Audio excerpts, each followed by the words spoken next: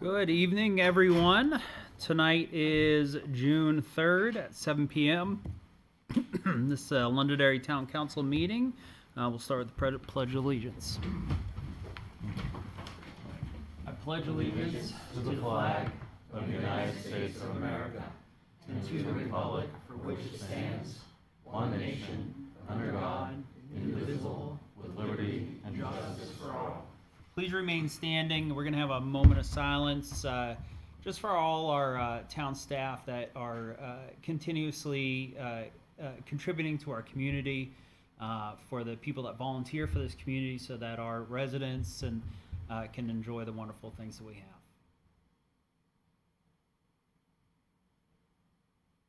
Please be seated. All right, folks, so we're going to move into first order of business on the agenda. Is just an update from the New Hampshire retirement system. I have the Executive Director, Jan Godwin, and the Director of Communications, Marty Carlin. Is that how you pronounce it? Yeah. Thank you very much. If you guys would like to please come forward, and good evening.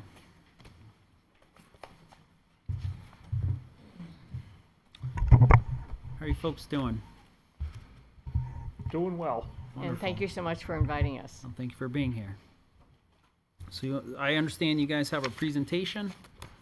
We've got a handout that you could just receive that Jen and I were going to kind of split off on it. Just as a background, I've been speaking with Cameron and was looking for sort of a general update. Okay. And so I wanted to give you that and use that as a jumping off point for any questions you may have. Perfect. With that, I'll turn it over to Thank Jan you. to get us roll. Oh, I'm starting. Your turn. Okay, yeah. So the overview, and this was just some things we put together. This past year has been very busy for NHRS in the sense that we went through a once in 20-year upgrade of our pension administration system, database, everything, which is essentially the brain of the retirement system. So that we're just kind of coming out of that. It went live in December, and I'm not sure how it actually went with Londonderry. Several employers had challenges with it, particularly school employers, adjusting to the new system and some things like that. So that was a huge project that's kind of coming into the cleanup and maintenance phase. So that was kept us busy. We launched this project back in 2019. At the same time, we also updated our member and retiree portal. It's My Account, which is a self-service portal with folks can get their own information and benefit amounts and things like that. So those were two huge things going on. On top of that ongoing project, we had some significant statutory changes last year, particularly one bill involving pension benefits for Group 1 members and when they were at what age were they reduced after retirement. So that was a lot of, you got a moving bus that you don't know how to drive yet because they just gave it to us and we're trying to change the tire halfway through. So we've gotten through all of those pieces.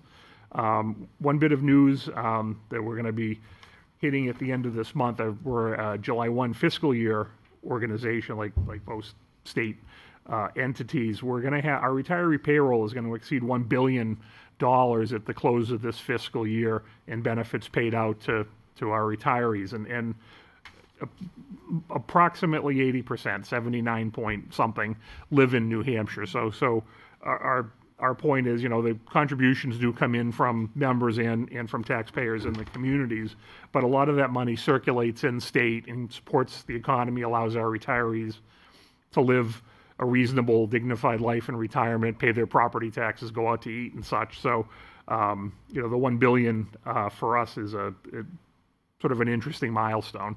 And then finally, our actuary is just in the completing stages of an experience study on actuarial experience for the 4 years ending June 30th of 2023. And, the word actuary usually elicits yawns from folks, but this is an important process that we have them do every 4 years just to make sure our expectations are in line with actual experience in the past few years, and if not, are there reasons that are short-term reasons or long-term reasons, and what needs to be changed and adjusted. So typically mortality tends to improve, although I don't think it's improving at a greater pace in New Hampshire than it had been, things like that. So that is actually going to our Board of Trustees next week to review the recommendations from the actuary on that.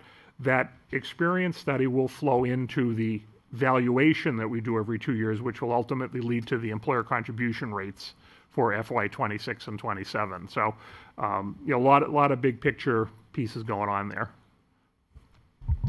Okay. Thank you, Marty, for getting us started. Now I'll talk about our funding and the progress on our investments. So this past fiscal year that ended June 30, 2023, we had a return of 8.2%, which is very good because our target return is 6.75%.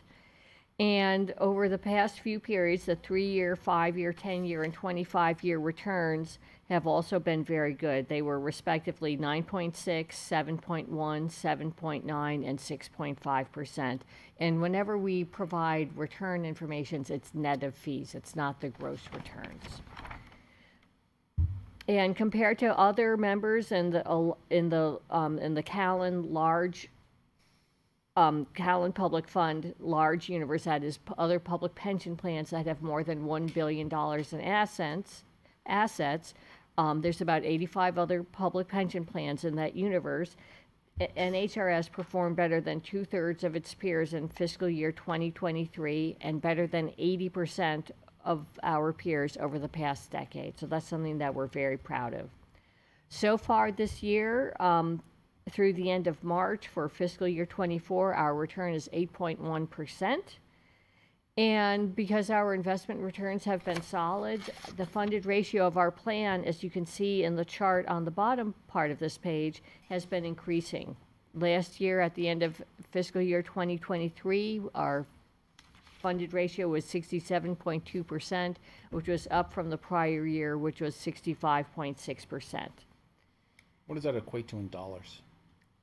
In dollars, our trust fund assets were $11.5 billion last June, and as of the end of March, they were $12.2 billion. So how much are we underfunded by? We are underfunded by about $5.5 billion, and we're on the pathway with the employer contributions to get there.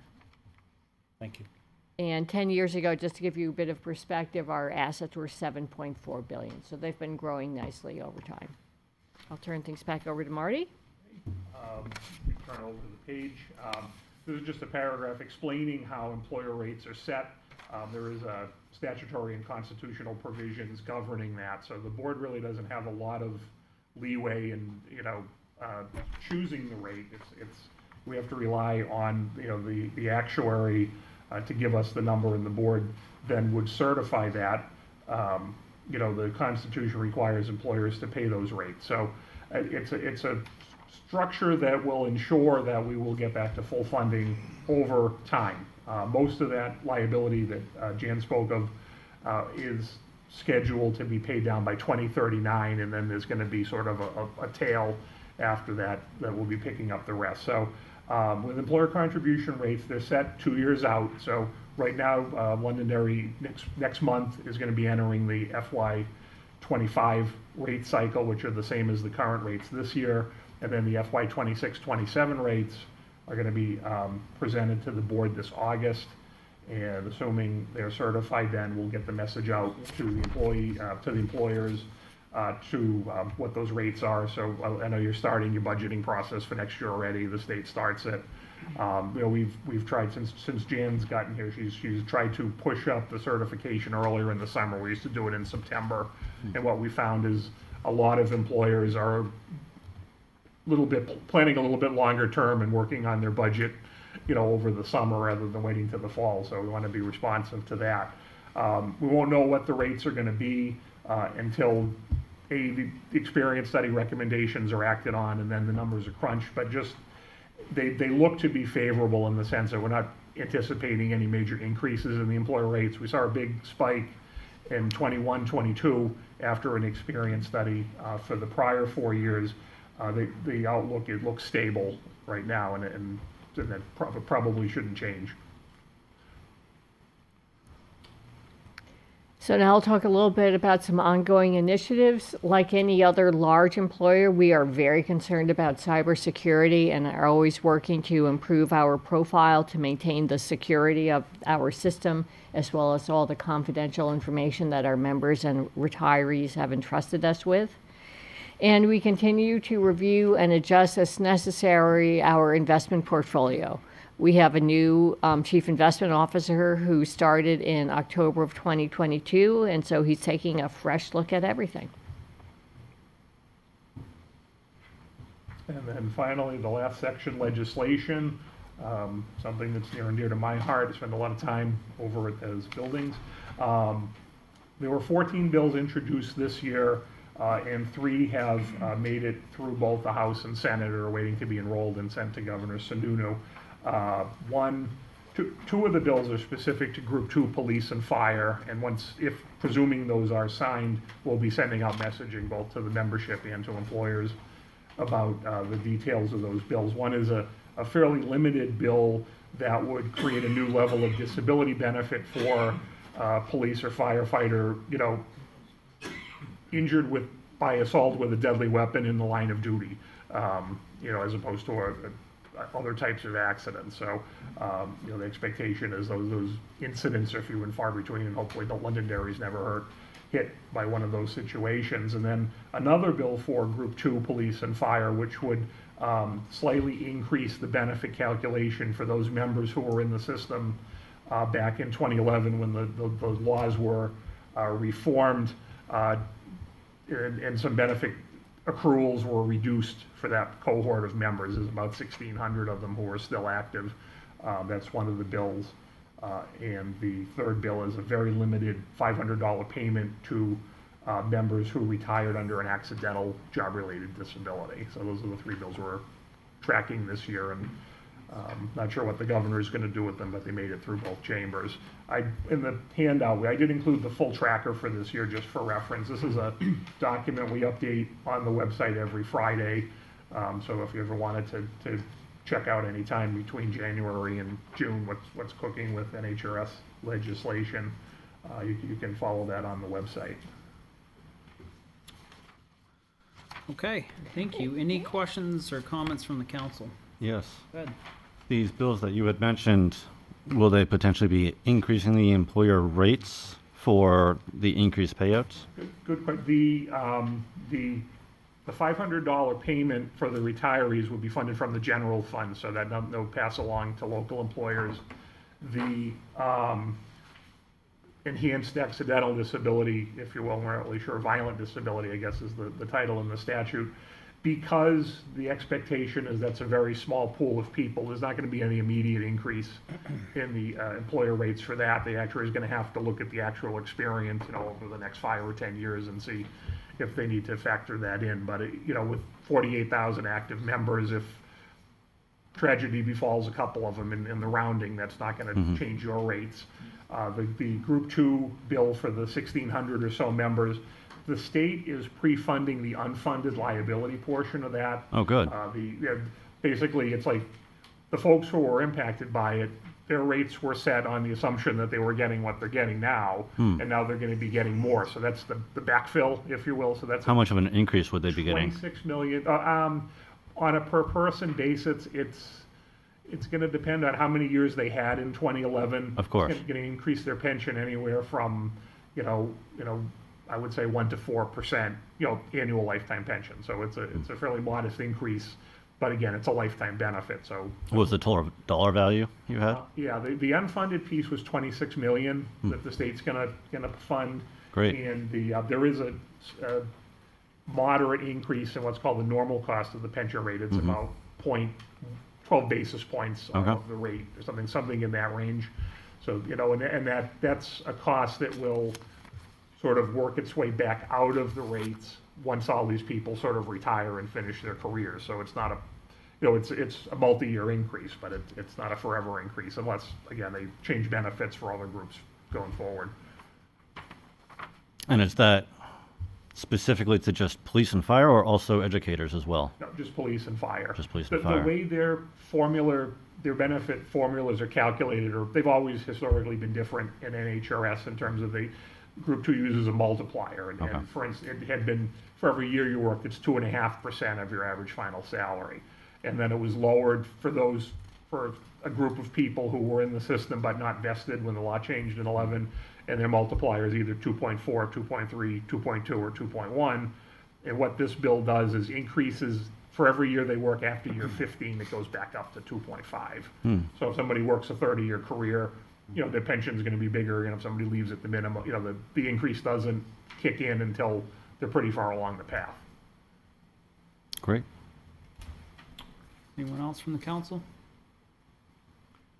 I know that the legislature is definitely working hard to on this. I mean, obviously by your tracker, there'd been a lot of bills proposed, House bills, Senate bills, and such, and just continue to encourage them to keep an eye on this. So. All right. Well, thank you very much, both Mr. Town Manager, Madam Assistant Town Manager. Do you guys have anything you'd like to add? No, just a thanks to to you for being here and for the informative presentation. Nice to see it's going in the right direction. Yeah. Clearly your Thank you. new fund manager is doing a good job. Yes, Wonderful. Thank you both for your time. Thank you. Okay, Thanks well, for the thank you. opportunity to come down. yes, thank you for the invitation. All right, folks. I have a quick update on the Arcadia Health stuff. Yes, please. So Arcadia Health, as I think I've shared with you in the last meeting, they are working with their legal department. I was informed by our attorney, Megan Carrier, that she has not received the MOU agreement yet, and, they're on the clock. So July 31st, they got to get it done.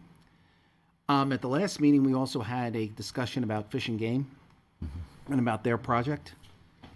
After we looked into it and everything, it seems that the ball was dropped by the prior planning group that was here. This was approved back in 2020 and in 2021, and there's no other thing to say other than they missed it. It happens. Humans make mistakes, and you have to go back and you have to fix them. So as of right now, our attorney Megan Carrier is speaking with their attorney Pat Panciarco. I know that they are working diligently to.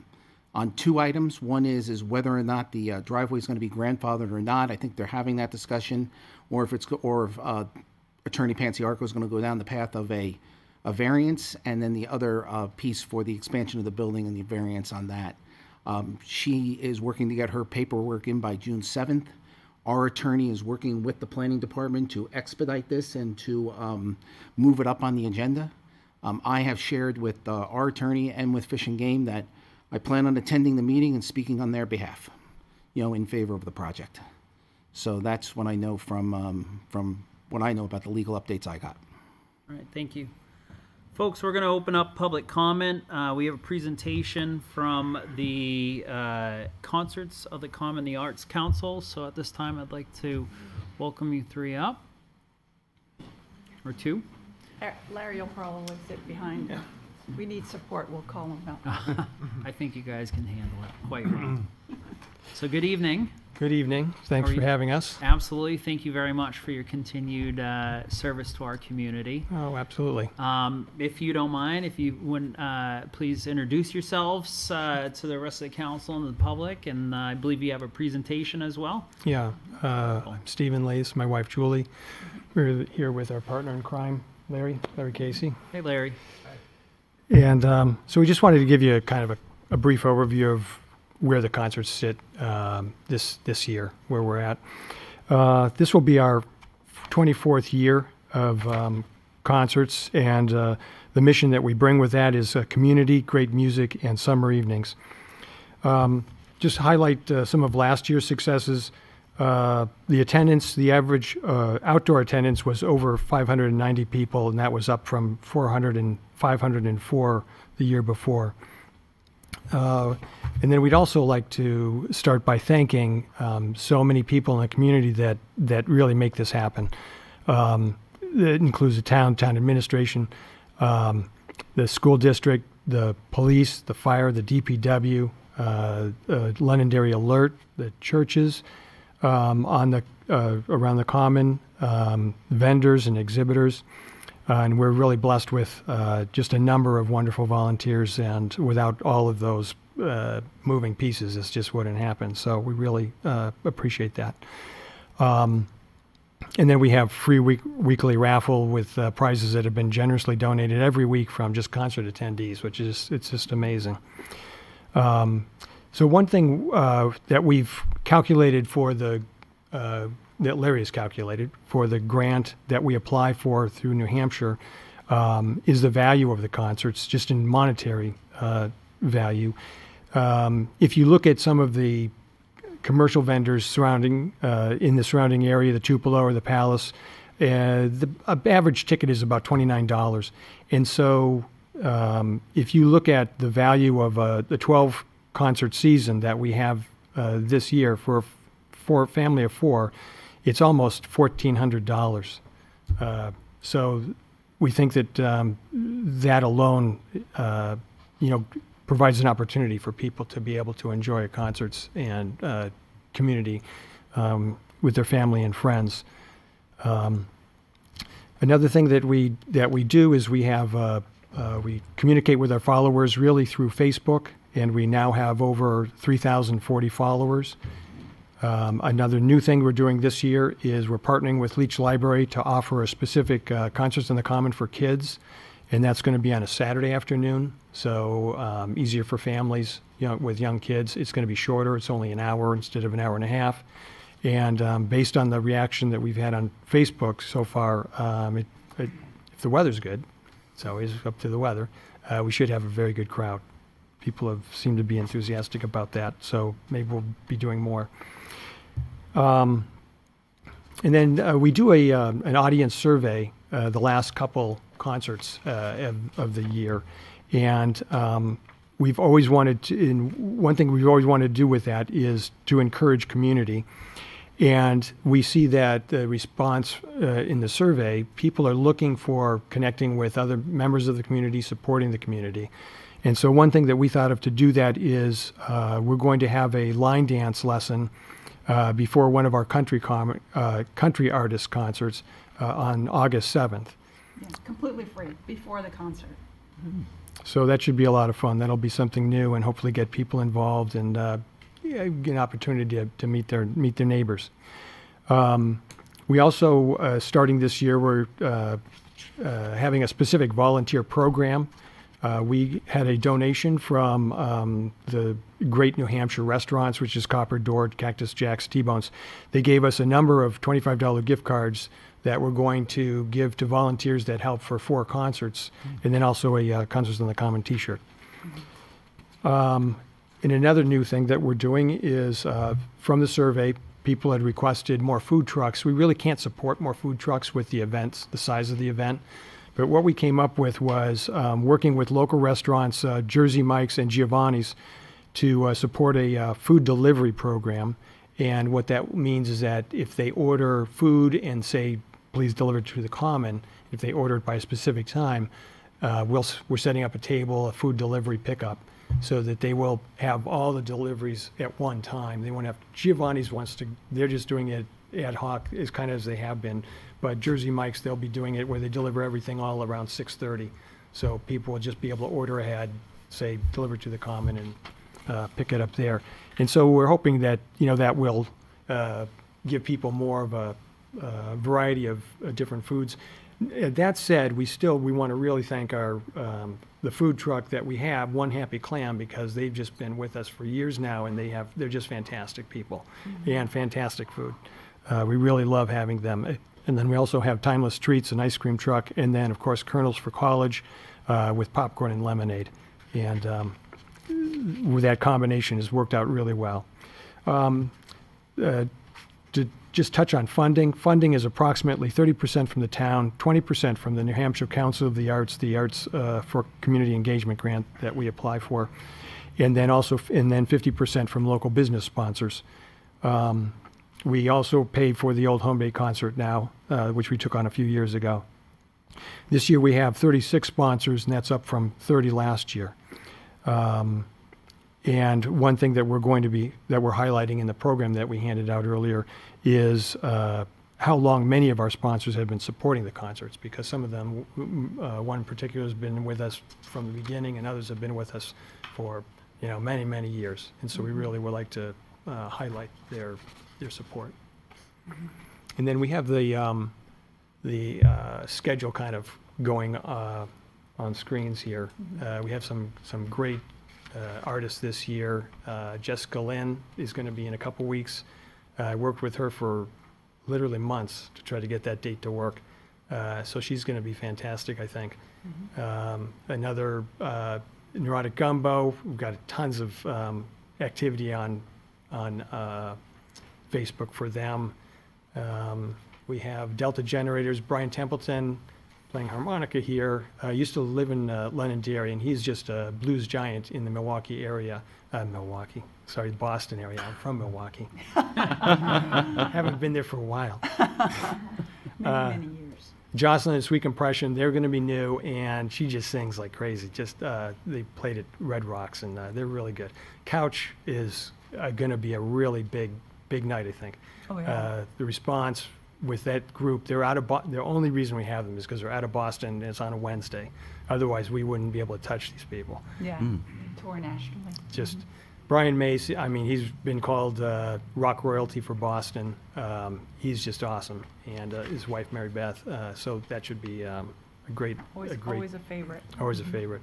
And then this is the new concert, Mr. Aaron Band. It's a specific kids band, Yeah, and it should be fun.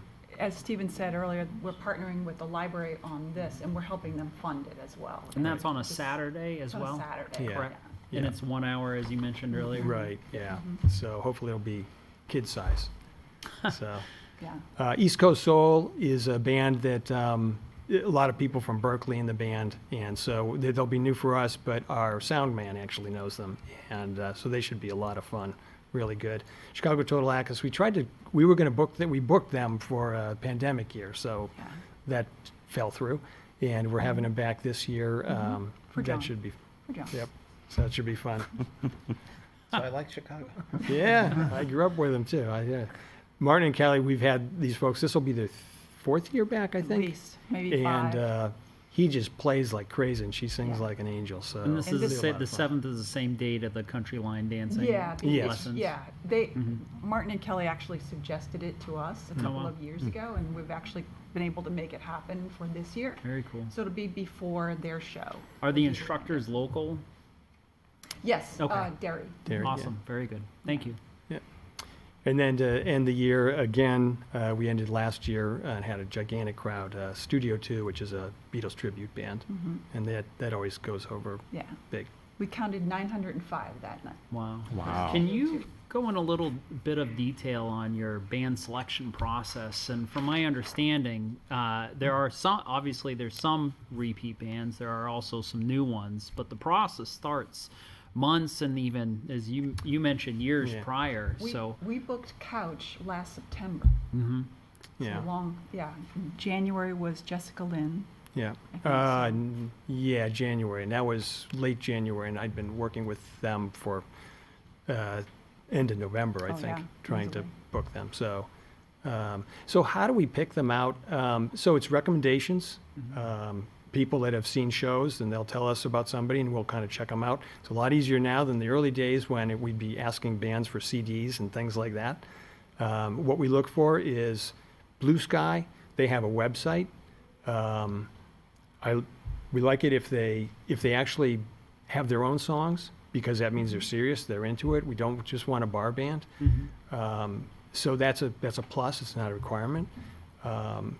But then covers also, because we don't want just all songs that people don't know. So we kind of get a mix of that. We look for videos, YouTube videos of them performing it live rather than just music videos, because anybody can, it's Multiple much easier to takes. produce a song than it is to play live. And so we watch for that. And that's one thing with Couch, was they're awesome live. We actually went to see them. You look for musicianship for sure. Yeah, You know, absolutely. That's number one. Yeah. Just, it's nuanced, right? We look for genres that we know our crowd will enjoy, like Beatles, Chicago. These are songs that folks know. But we also try to push them a little bit too.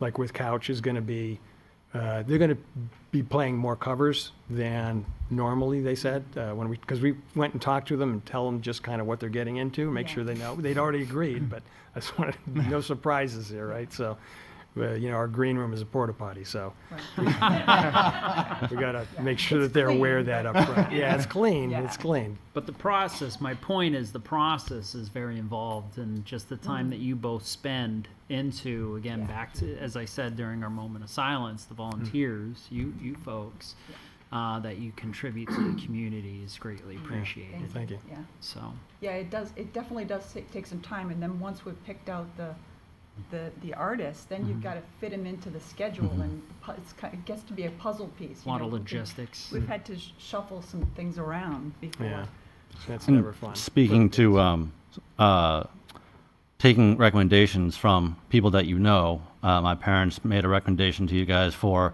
last summer from the prior summer that they went to go see a show out in Western Mass, and you guys were able to connect with them, and Yeah. Yep. And we we'll luckily almost be had able them- to get them here, and almost they had 'em were this year, a too. fantastic show. Yeah.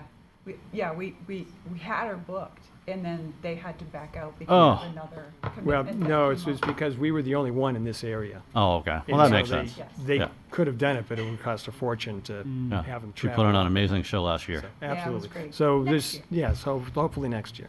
Yeah. No, she was one of the, she might have been the first one that we booked, and then had to unbook, but, yeah.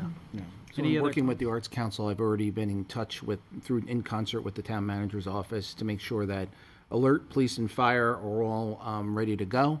Since we have a lot of white tops at the concerts and everything, it's always good to know that, medical assistance is nearby. And that, and for alert has been great. I mean, they really have been a Fantastic. godsend. Yeah, And they only got involved but a couple of years ago, but they have been unbelievable. Yeah. yeah. And then police has been great from the standpoint of they just, they show up when they Yeah. need to, and they help us out when it gets dark, and Yeah. do. And the light that we the, gotta make sure all the lights are working, Kirsten. All the lights have to be working and everything for the intersections. If we just remind fire of that, they'll take care of it. that was a huge boost last year. I don't know how we did in the past, honestly. It's much safer To having light up those, the to light up those intersections. crossing areas. Hey, it was you guys that brought it to our attention. I mean, it was actually Larry who talked to me and said that, you know what? As the clock is changing, it's getting darker. None of us thought of it. And, Yeah. and we have the portable lights, and that worked out great. Yeah. no, Oh, fantastic. Key, really. Anything else Yeah. from the council? And I'd like to thank Mike too, because Yeah, Mike's been. he's our lawyer, and he Yeah. helps us, It's been going over. helps us with the contracts, which we didn't have contracts in the past. As as it gets more popular and we're able to afford little, more popular bands, they have contracts, whereas before it was just email. You're playing this date, and here's what we're paying, and that was okay. But now, and so we get this 3 or 4 page thing, and We he's can't read it. Mr. Chair, I am very good at reviewing contracts, but just to correct one thing they said, not everybody can produce a music video. You certainly wouldn't want to hear me do it. yeah. Well, we'll keep that in mind when you actually ask us to perform. Well, there's Maybe always a next year. first for everything. It'll probably be the last, too. Well, I hope to see you all at a concert. Yeah, absolutely. Most definitely will. This is great. Thank you. Yes, Yeah. thank you. Thank you, We had guys. so much fun, so please come. Thank you. Thank you. All right, everyone, we're going to move on our agenda. First part of public comment is the discussion on the petition warrant article number 20, which is to amend Londonderry Municipal Code Title 1, General Code 1, Section 8.13 Alpha, requiring recording of official town meetings and scheduling of meetings at a time most convenient to the general public. Is the petitioner here? Would you like to come up, please? Good evening. Good evening. Deb Paul, 118 Hardy Road. Before I speak, I want to know, are you going to do what you did last town council meeting where you get to speak on this and then speak again, or That's just this? Yes. Thank you for the clarification. So we're going to do it the way you did it? Okay. Because last time I had questions, but I couldn't get up a second time and say something, so I had to wait till this time to ask the questions. Questions about the deliberative, or I'm sorry, the, Well, when I came, I had asked for the thing for opening up the charter, remember? and I didn't have it, so I had to go back there, and I didn't have time to read it and run back up, and you don't allow people to come back up a second time, so I have to wait. Well, the charter was a separate subject. I know, but I couldn't come back up because I had already been up and I asked where the charter thing was, and then when you told me it was back there, I didn't have time from there to read it. I understand. So I wanted to be sure because I had questions about it. So I'm here. I'm the petitioner. I've had people, who wanted to be involved at one time, like in the pool committee, or wanted to go to a traffic safety meeting. And because the pool committee we happened to get together at like 3 p.m, this one is at 5:30. Because of time, people weren't able to make them, and I agreed that it's difficult when you have a family and you're trying to work and you're trying to get to these meetings, and a lot of these meetings weren't recorded, so you can't figure out what's going on, and hence why I did this. Like I said the last time, I had put them all together at one, and someone told me to break them out, it might be better, so I did. I will say that, all 5 of the petitions that I had put up were overwhelmingly voted in for you guys to take action on. And I am hoping that you will move forward to this. If you have any questions as to why I did it, or why you don't think, or you don't think it's a good idea, or why it's impossible to do, I'd be more than happy to give some input and my perception as to why. Thank you. Is there anything, I know you had presented, but is there anything from the general public that they'd like to add to Oh, this? you want me to leave? Okay. I don't want you to leave. Your time's not up. Well, in case somebody has to say something, I don't know. I'll sit down. Anyone else from the general public? Good evening. Good evening. Nice to see you. Nice to see you. Nice to see all of you. Martha Smith, 38 Shasta Drive. My question is, I know that these questions have come up a couple of times now at town council meetings, and Mr. Farrell had suggested that we open up the charter, or if we want to make these changes, to open up the charter. And I've been at prior town council meetings that there have been some amendments that the council can just make to the charter. And so I want to understand what makes it a significant change to open up the charter, to make this, a very long process. Some of these issues seems kind of simple to me. Mm-hmm. So my question to the council is if you could tell me and the public why opening up the charter, why does it have to be a big long thing that you get a lot of signatures for and all of that? But if the council decides that it's a change that can be made, they can make changes. Can you Technically, the explain the council- difference to me? Technically, the council cannot make changes. The council has to go through a very similar process, even if it's an amendment, to be able to go through the state, and it has to go to the voters. The council does not have the authority to make changes to the charter, just to be clear. Okay. Mr. Malaguti put out a memo that, stated what the process is. It really is more, and he can correct me if it, because he's the one that has the law degree, is that depending on what you do, depends on what the process looks like.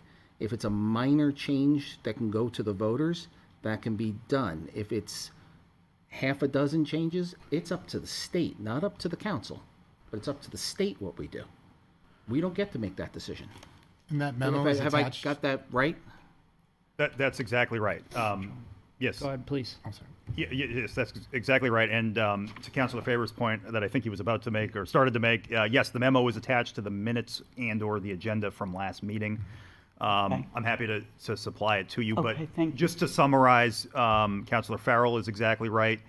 There's a difference in state statute between a charter revision and a charter amendment. A charter Revision is a change in the form of government, in the whole form of government. And Councilor Farrell is correct that there are certain changes to our charter that you can't make without changing our form of government. And I would give as an example something that seems like a fairly straightforward minor change, like the adoption of an official budget committee, that really I think the state would consider a change in our form of government, because right now the legislative body is the town council, and the budget is approved by the voters at the town meeting, and the default budget is really tracked and prepared by the finance department. So having an elected official budget committee do that, and then as we go through the budget process, to have the budget committee's changes have the force of law, that would be a change in the form of government, I believe. Okay. And as far as Councilor I can Farrell's understand that. concerned, I can understand that example, and that's a good one. How does this fit in? as This far as- particular one? Just to correct one thing, as far as Councilor Farrell is concerned, I have no objection to opening the charter. I'm not suggesting we do anything. I just say I personally, as one person, has no objection. That's it. No, I understand that And so too. as, on the other side, an example, and I'll get to this one in a second, an example such as the last charter amendment, well, I guess let's start with the charter amendment that was most recently proposed, was a change in the method of installing the town treasurer. That doesn't change enough about our town form of government to constitute a change in the form of government. Therefore, it's a charter amendment. You don't need a charter commission that's elected that needs to prepare a report. It can be done, like Councilor Farrell said, the council can recommend it, but the people ultimately have to vote on it. on it. And the state has to say where it's okay to do it. And that's exactly right. So whether we're talking about a charter amendment or a charter revision, whatever the actual change is, it really goes through the same process. Has to be voted on. There's extra process that's entailed with a charter revision, which is the changing the form of government, and that is you need the election of a charter commission, a charter report. Maybe there's a minority report, but those changes need to be vetted legally, and that's the same process that we go through here when there's a charter amendment. So the process roughly, let's assume that we're talking about a charter amendment, entails a notice by newspaper publication, a public hearing, assuming that the town council believes that a proposed change in the town charter should be moved forward. The change goes to 3 different state agencies: the Department of Revenue Administration, the Department of State, and the Attorney General's office. They have a period of time to review it. Assuming that they don't object to it, it comes back to the town council, and then the town council has 7 days to decide, are we going to move it to the ballot? And then ultimately either passes or fails on the ballot in March. Okay. And depending on how many amendments you have and what you want to do, you have to have multiple public hearings. Correct. Okay. That's exactly right. So when we're talking about, to your question, this particular amendment, I have not done the analysis of whether this would constitute a change in the form of government or a charter amendment by itself. I think it's fair to say it would probably be a charter amendment, but there is still that I would say 4 months long, 4 months long process that commences with a public hearing, and then the council deciding, yes, we want to move this forward. Again, as I said in my memo, there's the alternate method of moving forward with a charter amendment or revision, and that is by collection of signatures and petition. But regardless of how we get to the starting point, whether it's by recommendation of the town council or collection of signatures, the process is the same from there. Okay. Did that Okay. answer your question? I think so. You're telling me that no matter which process it follows, it has to go through a process with the state and be voted on by the citizens. Correct. So this came cart before the horse. Is that what you're kind of telling me? I would say that there's a purpose for advisory warrant articles. I think that advisory warrant articles are helpful in gathering Yep. information and identifying questions that should be addressed, and I think that that's what this exercise has been about. Discussing these in public comment for the last several meetings, but whether it's putting the cart before the horse or not, I can't really say, because it's not my petition. Yeah. No, One I understand. One thing, so Sunday at church, they preached and they said something that really stuck out to me. Things built in a hurry come down in a hurry. And that's really my intent. And again, I'm one of 5. Yeah. We all have equal rights as counselors to move things forward or whatever. And really, the duty of the chair is just to set the agenda and have orderly meetings. No, I understand. But my point is, things built in a hurry come down in a hurry is never in my time things put together in haste tend to work out for the benefit. And there are consequences or results of opening up the charter or doing charter amendments and stuff like that. And I think having a mindful, thought out, discussed approach, because remember, we've only had really one time other than these most recent to discuss this, and that was during deliberative. So having the opportunity to further discuss it, I think, is just a mindful approach. Okay. So that's my why. I can see it as a mindful approach, and I don't think that there's anybody wants to rush into things, but this seemed like it was, to open up things to the public, so the public would know things that are happening in town and be able to either watch them on a video or to come to a meeting. And I would just pardon me. Sure. I would just like to remind that on our website, and I understand, people might argue differently, but on the website we have the calendar that is very up to date. Yep. I know our staff put in a lot of time to make sure that's accurate and has definitely do. accurate information, as well as we do notice a lot of the meetings and our local publications and such, also on Facebook and what have you. But yeah, like I said, me personally, I think the way I view it is March is still March. Yep. We have a whole budget season before us. We do. Regardless, based on the memo that our town manager prepared, it still has to go through that process. It still has to go a process. However we get there, to coin John's term earlier, however we get there, whether it's through signatures or through council, it still has to go a March process.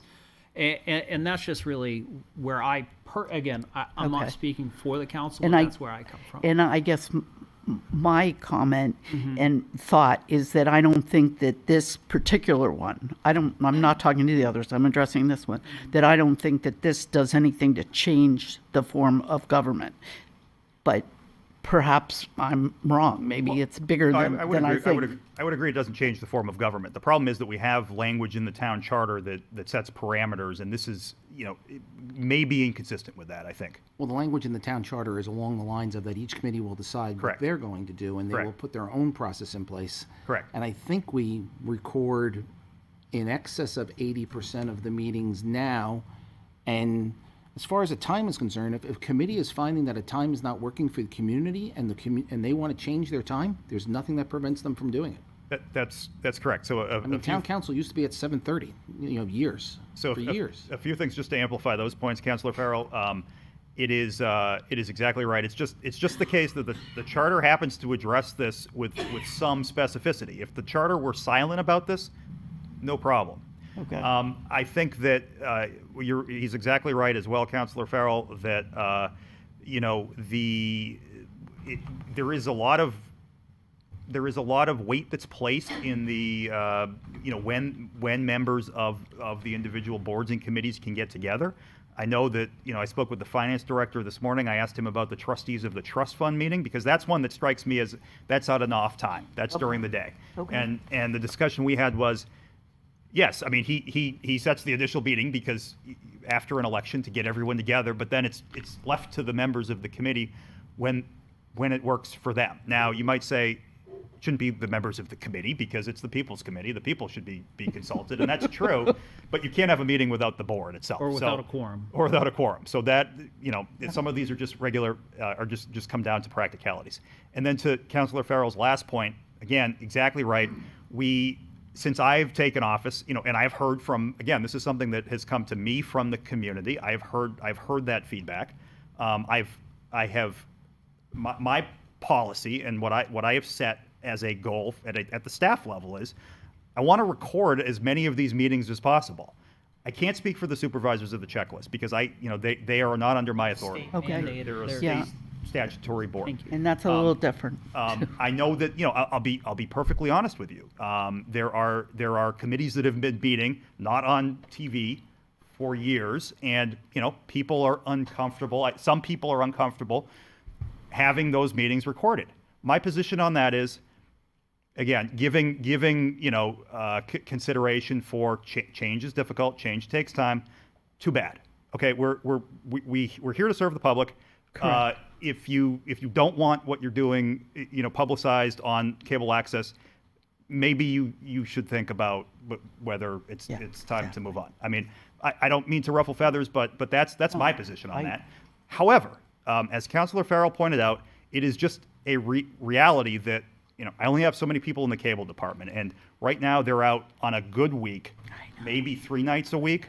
I've seen 4 or 5 nights a week, and so I have to conserve my staff resources as well within existing parameters. But in concept, I support recording. I support making sure that people have access to what's happening at town meetings on their schedule. That's the policy that I've set for my staff, and I think we're working towards it.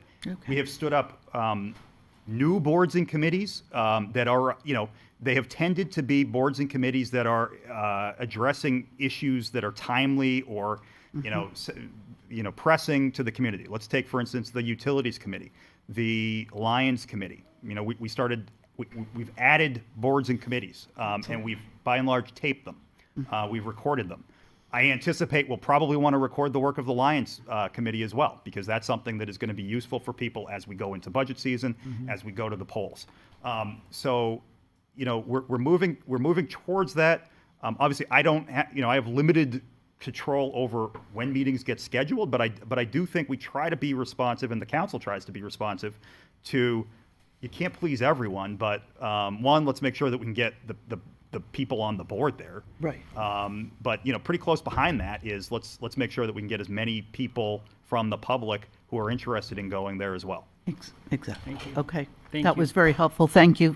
Thank Thank you. you all. And I'll say, I support every one of these that we can do without amending the charter. The problem is when it comes to amending the charter, like what Chairman Franz said, if we build it fast, we're going to break it fast. And I'm worried about the unintended consequences about the charter. Absolutely. I support these all in spirit, but we've got to make sure we're doing these things and not these things and some other unintended things. I can see that.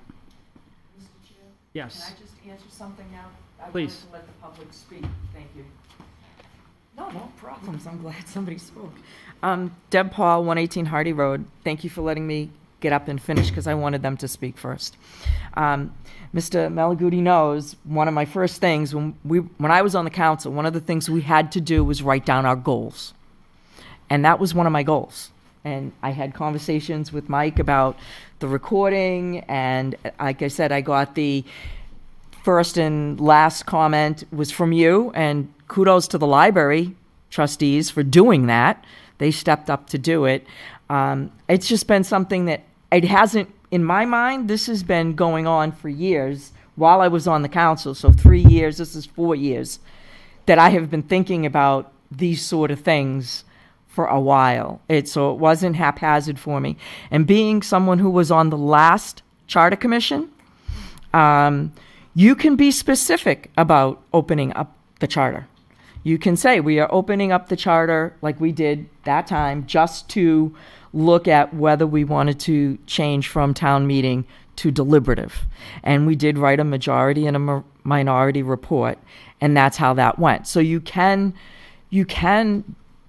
do it specifically so you don't have to worry about somebody hijacking and revamping the whole town charter. There are possibilities to it. And Mike and John both articulated that as well. Yeah. Yeah. Well, sometimes it wasn't. Sorry, Mike, don't get offended. He talks a little too much legal for me. I'm a little simpler. I'm sorry. But yeah, and that's why I felt like I had to come back up and say something. It wasn't just haphazard. It is about getting transparency out there so people don't question things. And yeah, I think that even if the council was to adopt it and lead by example and encourage the other committee board members to do so, you wouldn't have to change the charter because they would do it. Right now, they kind of do what they do, and that's that.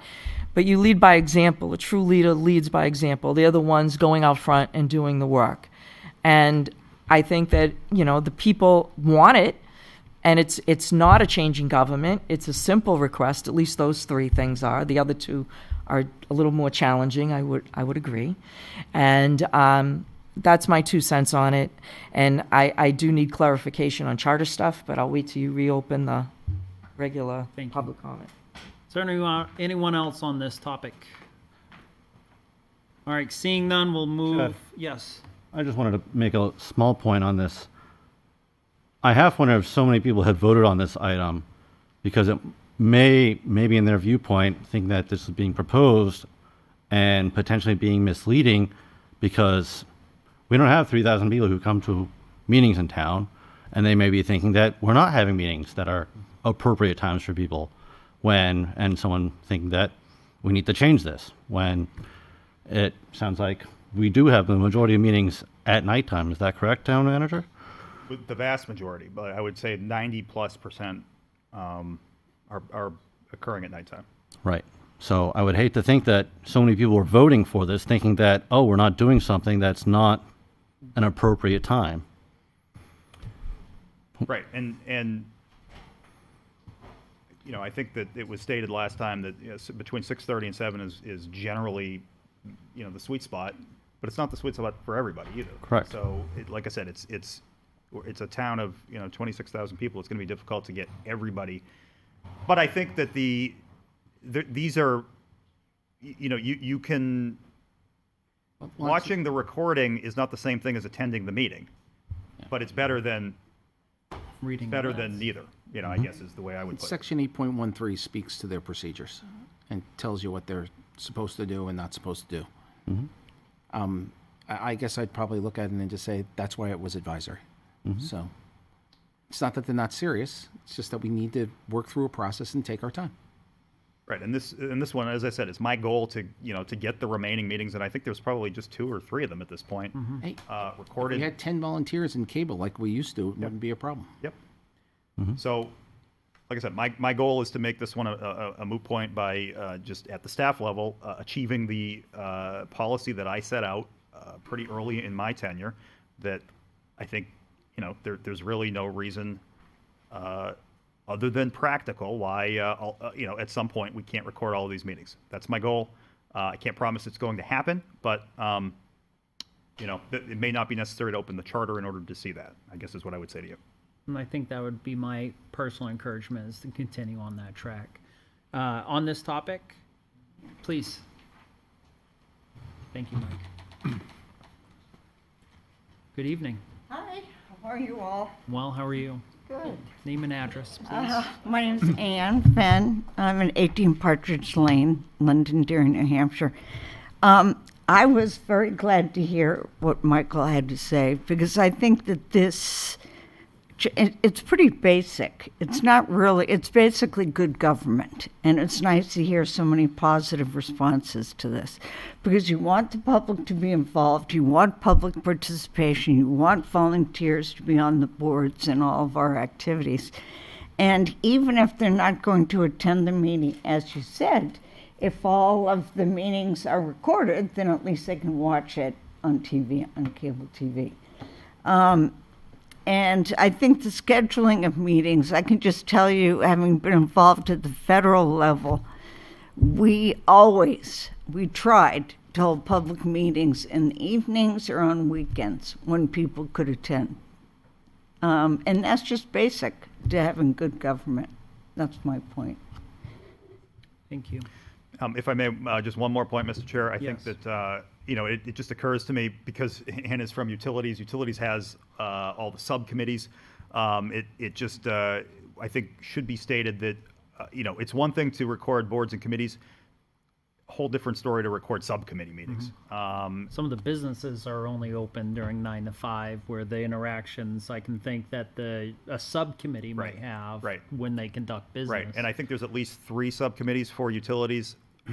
You know, much different resource issue if we're talking about recording all of those. But maybe we'll get there at some point in the future. But I just wanted to clarify that my comments were really geared towards the Utilities Committee, not the subcommittees. Obviously, if there's an important meeting, we would do what we can to record those. But that's the group I think that has the most subcommittees that are active at this point in time. Anyone else from the public? I'm just going to come up and make one comment. Go ahead. Since I am a member of the Utility Committee, again, Martha Smith, 38 Shasta Drive, the things that are brought up at the subcommittees for the Utility Committee are always brought back to the general meeting, which is in this room at 7 o'clock on the first Tuesday of every month. So That's a good point. Thank you. Yep.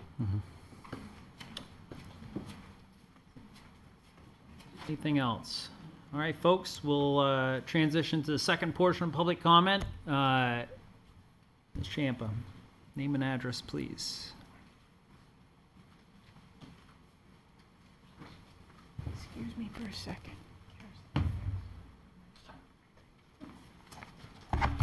Good evening, everybody. My name is Ann Champa. I'm a curator of the Londonderry Historical Society, and I live at 28 Wedgwood Drive. Thank you. I knew you were going to ask. And it's back.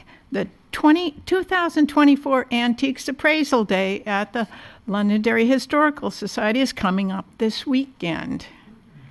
The Londonderry Historical Society is thrilled to announce that the 4th Annual Antiques Appraisal Day will be held this Sunday, June 9th, in the Parmenter Barn on the grounds of the, I didn't have my glasses on the grounds of the Londonderry Historical Society's Morrison House Museum at 140 Pillsbury Road in Londonderry. We're gearing up for another great afternoon featuring your antiques, collectibles, and family treasures at this event with Daniel F. Reedy, appraiser, antique dealer, auctioneer, who is returning again for his 4th time. Reedy has over 35 years of experience and is the owner of Discerning Eye, an estate appraisal and disposition planning business based in Warner, New Hampshire. The event runs from 1 to 3 p.m., with doors opening at 12:30 p.m. to begin pre-registering all items to be appraised. Appraisals are $10 per item, 3 for $25. Any types of items can be evaluated, but for extremely large ones, clear photographs can be provided. A dolly and a hand truck will be available for transferring items on site. We had such a great time learning about all the interesting items everyone brought in the past that we're really looking forward to seeing what you bring in this year. That towering German carved bear hall tree, the beautiful historic porcelain brooch, that kept us all guessing. We still don't know to this day. And so many other items elicited oohs and ahs and even some laughs along the way. It's a really enjoyable afternoon, so we hope you'll join us for our 2004 Antiques Appraisal Day, a fundraiser for the Londonderry Historical Society. Just a note, we'll also have free refreshments for you to enjoy while you're there. Start gathering your finds for this Sunday, June 9th. Thank you so much. Thank you. I just want to mention that Kirsten Hildenan will also be assisting the appraiser with her computer and her fast fingers. Appreciate it, Kirsten. And real quick, are there any items he does not appraise? No. No. So electronics or comic books or anything else that someone may want to bring by or something else like that? Anything you want. Anything you want, okay. He's had his own antique store. He's had 35 years of experience, and I think he's just amazing. So come on down, everybody. If you don't have anything to bring, come on down and listen. I made it. I started it. It was actually more than 4 years ago because we didn't have it during COVID. To be more educational, not multiple appraisers, but one appraiser, and everybody can sit and listen to what's being appraised and learn about different things. So it's a great afternoon. Please don't come by at 12 noon when we ask the doors to open at 12:30 because we may still be setting up. But anyways, it should be a great afternoon. Hopefully the weather stays okay. But anyways, it'll be rain or shine in the Parmenter Barn. Thank you very much. Thank you. Any other comment from the public? All right, see. Sherry Farrell, Londonderry Town Clerk. The Town Clerk Minute. We'll try to do this at the Town Council minutes, meetings. So first of all, very important day tomorrow. Tomorrow is the last day for residents, for registered voters to change their party. So if you wanted to change from a Republican to a Democrat to Republican, you need to do that tomorrow. The good news is that our supervisors of the checklist have a session tomorrow evening, 6 to 7 p.m. So if someone has a difficult time getting here, during the workday, that time's available. Can always call our office and we can help you with that too if you have any other questions. It's the law, unfortunately, though, so there are there's no gray on that one. So very important. Help us spread the word. And you can also go from undeclared to a Oh, very good point. Right, absolutely. If you're an undeclared voter, then at the primary you'll get to pick your ballot. But if you, exactly right, Chairman, if you want to go from undeclared to either party, that's your opportunity to do it. And of course, you can come in during the day, 8:30 to 5. Our office is open. It's very quick, small card, and you're all set. Second thing, we need your help on our dog registrations. The last time I was up here, we had 1,200 of our 5,500-ish dogs that were still unregistered. It's for everyone's safety, including our puppies. So if you can help us to spread the word.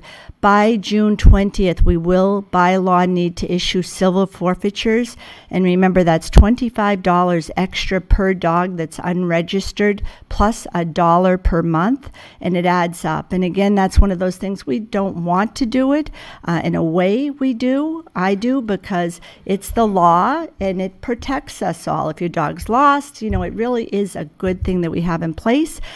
Cats, it doesn't count, but our dogs. Some states like Rhode Island, they have dogs and cats. I promised it was a minute. I think I'm up to 2. So last thing, please help us with that. Also, if you've moved, if your dog has passed, or you no longer have the dog, period, please let us know that. We want to get that countdown much lower before we send out these civil forfeitures. How many total dogs do you say? Right now, Councillor Combs, the good news is we're down to 748. A special shout out to our Deb DeRoches too, because she's my key person on those. Everyone chips in and helps out with it, but she's been masterful with it. So years ago I would have been saying the number 4,000. So to be down to 748, and I'm hoping that you kind of get an extra little bit of grace period there with the next 20 days before we present the warrant to all of you, and that warrant will have all of the unregistered dogs listed on it. So thank you for that. Tax collector information. Tax bills went out last Thursday. They'll be due July 1st. Great job by everyone on that. And that's it. Any questions? I guess I'm going to have to call it the town clerk 3 minutes. Sorry, everyone. Sorry, but thank you. Any questions? Anything from the council? Thank you for your support, and thanks. All right. Thank you. Thank you. You're welcome. Anyone else? Oh, you're going to go, Ray, go. Yeah. I already spoke, so. I need my turn. I know. I was waiting for the general thing. Ray Breslin, 3 Gary Drive. I just have a quick question. Are you going to allow public comment in regards to the amendment on the stormwater ordinance? That's a public hearing. It's a first reading. Okay, so no? So there'll be a public hearing Yeah. next time. Yeah. Did that answer your question?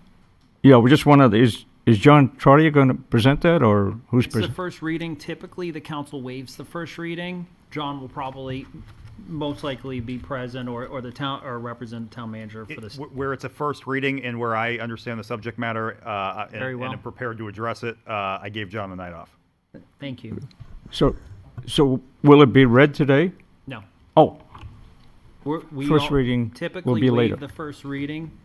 The council can make the decision. The council typically waives the first reading. Oh, I and then see. we have a public hearing where there's further discussion during the next meeting. okay. Mr. Correct? Chair, yeah, that's correct. It is included in its entirety in the agenda Okay. for reference. And just one other question. It says it's an amendment to it. What, I think Mike will get into that presentation when we move to that on the Right. agenda.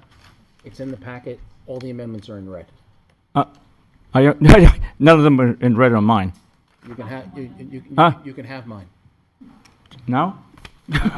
Later. I'll make sure you get it. Yeah. Okay. So, Mr. Chair, Get on. the major change is it's mostly the existing regulations, as Councilor Farrell pointed out. The major change is it's just making an enforceable process for a permit as required under the MS4 permit that the town has. So you now have to get a permit. There will be follow-up. There will be monitoring to make sure that applicants are complying with their obligations, whereas some of that structure hasn't been in place to date. Yeah, but it is a federal requirement. The amendments are No. are responding to a federal mandate. That's correct. Right, and it also requires public involvement. I read it already. Oh, You can do have mine. you want mine? One's in Yeah, red. I can- read it already, so you can have it. Okay. Yes, it does require public involvement, which is the purpose public hearing. for the public hearing. Correct. Well, public involvement in the process. Correct. The MS4 has different. Let's- Yes. Yeah. Yeah. Thank you. Appreciate it. Anyone else from the public? Sir?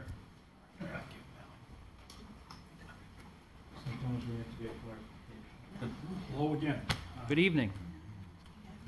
Rick Olson, 1165 Silly Road, Manchester, President, Londonderry Fish and Game Club. On a different matter than matters I've been here before, a little bit of background. I used to be employed by Mueller Services as a underwriter. I would go around to properties and make inspections to underwrite insurance to a standard underwriting report. One of the properties I had several years ago was the Grange Hall, and I met Jim Adams there at the Grange Hall. And when I looked at the electrical, I was kind of, I thought, knowing the insurance company that insured that, I thought that was going to be an issue. So when I went away after meeting with Jim, it just didn't sit well with me. So I went to my board at the Londonderry Fish and Game Club, and I said, hey, I think I got an idea for a good community service project. And so make a long story short, because I have limited time, we rewired the entire building. And because, we have that labor pool at our club, licensed master electricians, we pulled the permits, did the wiring, had it inspected, et cetera, got a new can for it, so it's got new wiring. And that we did out of, just to purchase a little public goodwill. We called it a community service project, But, the chattering class in town, don't get in bed with the Londonderry Fish and Game Club. They're going to want something. So here we are 3 years later. We haven't asked for anything other than a couple of variances. So, so the reason I wanted to talk about that is we've been approached about another project. We get approached all the time with these different projects after doing that. And that was a big project, by the way, for real world money that probably would have cost $40,000 for them to rewire that. And we did that. And I think there's even a little plaque that says Londonderry Fish and Game Club. That's about the only thing we did. But we've been approached about another project, and I'm not ready to disclose what that is yet. We had one that, it was disc golf. And I said, well, where's this going to be? It's on town land. Well, have you approached the town? No, we haven't, not yet, but now, okay. I'm talking to the town yet. We can't talk to you. So, things like that. So, but we do have a project in the works, and I just wanted to be on public record that we're going to be looking at it. And, as soon as we get the details worked out and all the liabilities and legalities, then we'll be doing that, but I wanted to get that out there for the chattering class. So, Thank you for your continued contributions to this community. Thank you. Absolutely. take care. Anyone else? Now I can ask the question, right? Good evening. Name and Good address, evening. Deb please. Paul, 118 Heidi Road. This question, Mr. Chair, is for Mr. Malaguti on the how you open up the charter. So I read it, and it says you have to get 20% of the signatures from the last election, but it doesn't specify which last election. Is it the last town election, which is reasonable to do, but if it means the last election held in town, which would be a presidential election, primary, that whole thing, that would be astronomical. So that would be question one, like which election are you speaking of when you say the last election? And what is the time frame in which I have to get the request to open up the charter to Mr. Malaguti to look at, and that I can start collecting those signatures? Because if I only have a month to do it, that's kind of crazy. So I those were the two important questions that I needed to get answered in order to move this forward. And it would be, excuse me, one more thing, it would only be for the planning board to be elected as opposed to appointed, and it would only be for the budget committee to come into compliance with RSA 14 lowercase b. That'd be a change in government. Right. The latter one I'm less able to speak to right now, but I'm 99% sure that it is the last regular municipal election.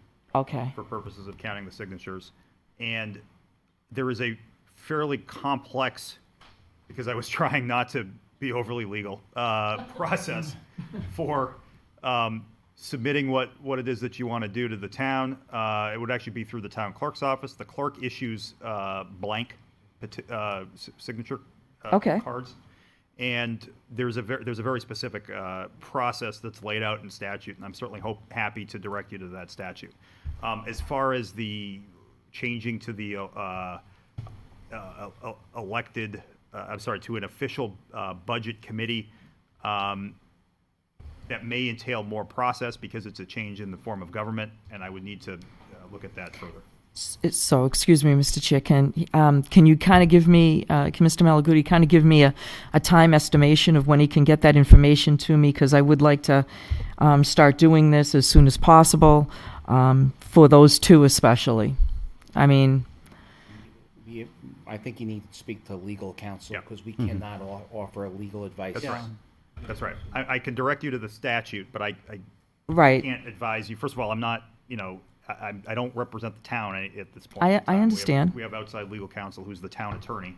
And again, attorneys can't give legal advice to people who aren't their clients. I can explain to you what I understand the law to be, but that's exactly right. No, I understand. I just want to make sure I take the appropriate steps so nobody can say I didn't do it the right way. That's all I'm trying to do.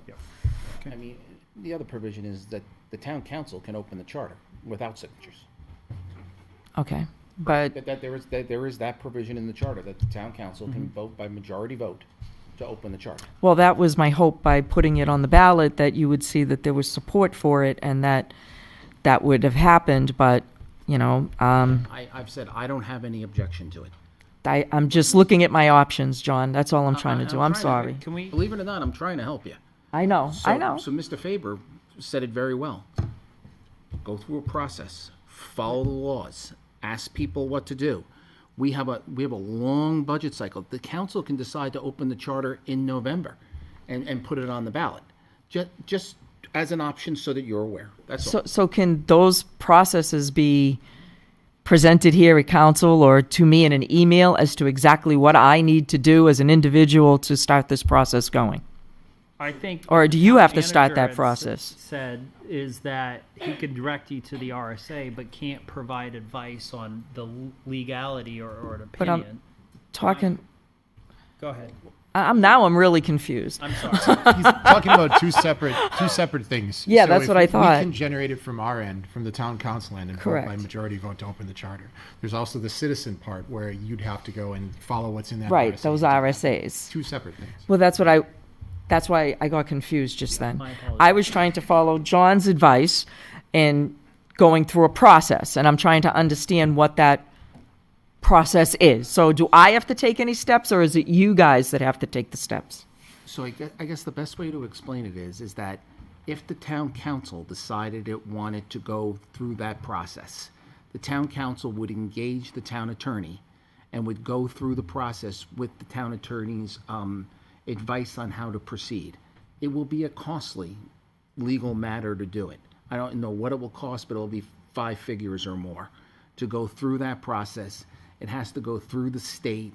There's multiple steps that have to be taken. If a citizen decides that they want to decide to go out and to take that process on, the town can't advise you on how to do that because you're not the client of the town attorney. You would have to get your own legal advice on how to do that. What Mr. Malaguti is saying is I can direct you to the statute, but I am no longer a practicing attorney. No, I understood all of that, but I thought I was hearing two different things. They like, are two different things. Okay. So I guess I will sit down and read this and try to figure it out and try to get this process with the signatures going. Right? Thank you. All right, thank you. One quick update. The town clerk had asked that I she had a correction regarding the time of the supervisor's session. It is 6 to 7:30, not at 7 p.m. So just for that clarification. Is there anyone else for public comment? All right, seeing none, I'm going to close public comment, move on our agenda. We're going to move to appointments. So for the Conservation Commission, I have Richard Lombard. Is Richard present? Yes. Please come forward, sir. So typically, what we do is the council has in hand your talent bank form with your explanation, but typically the way things happen is the council will ask you to provide your name and address and a brief introduction about yourself, why you chose this commission, and then we'll open it up to the council as a whole for any questions that they might have. Sound good? Sounds good. All right, sir, the floor is yours. My name is Richard Lombard. I live at 46 Calla Road. And I moved here about 4 years ago. And I'm very much interested in, I think one of the major things Conservation Commission does with advising the town's natural resources. And I've had, a number of careers that touched upon things like that. And so that's when I saw the opening for the alternate on the Conservation Commission, I said, yeah, I'll apply. I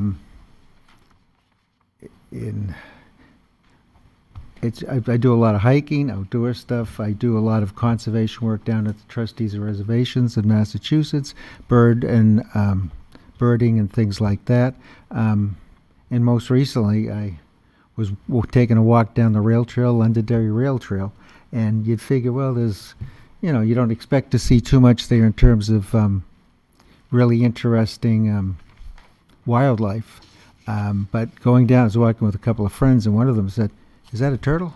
A turtle isn't that big of a deal, but I've reported in the past a few Blandings turtles in Massachusetts. I said, "No, that's a Blandings turtle," and they are endangered in your state. Massachusetts, they are at the threatened list. So I did go through the process. I reported it to the New Hampshire Fish and Game, and so I'm, when I saw the Conservation Commission and Natural Resources, I just enjoy that stuff, and so I'm also a volunteer for the New Hampshire Audubon since coming up here, and Southeast Land Trust, and I lead hikes for AMC, Massachusetts and New Hampshire. And, of course, I do the bird work for the trustees in Massachusetts, which is it's a land trust, cultural trust for Massachusetts. But I've been down there, I've been volunteering for them for quite a while. I do mostly grassland birds and stuff like that. And we have nest boxes for kestrels, the American kestrel, which is our smallest falcon in North America. I was hoping that the state of Massachusetts would list it on their endangered species list. They didn't make it this year, but New Hampshire has them because their population is really declining. And if you look at they're listed as a species of special concern right now in New Hampshire. So, Wonderful. and Any questions from the council for Mr. Lombard? I had a quick question. Please. Richard, thank you for applying. Quick question. Have you attended a meeting at all? I know the Conservation Commission likes to have people attend one meeting at least before they apply. I didn't know if you get a chance to see a meeting on TV or apply to a... I go have to a been, meeting. I went to one meeting so far. Okay. But I'm pretty familiar with public meetings and stuff. I was in Massachusetts, town of Groveland. I was on the Board of Health, which is actually an elected body in Massachusetts, and the Trails and Open Space Committee, and conservation. Well, but I did go to that one meeting. Perfect. Thank you. Okay, you're welcome. Anyone else? I have a soft spot for animals, so thank you for identifying the endangered turtle, and that's warmed my heart to voting for you already. Yeah. All right, so with that, I'll accept the motion. Who can fight with turtles? I move to approve. Well, you have a lot of signs in town, turtles crossings, so there must be a passion. So, Cheerson, we have one applicant for the CONSCOM, and there are 2 positions. One is a 2-year alternate, one is a 3-year alternate, correct? Correct. All right. Sir, which position interests you most, the 2 or the 3-year alternate position?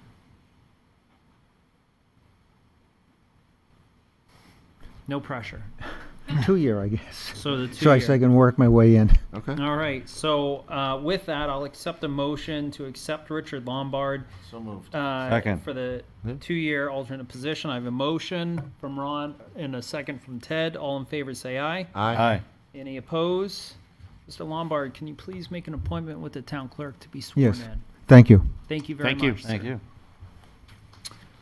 All right, moving on, Senior Resource Committee. This is for applicant for an alternate position. We have James Barris. James, are you available?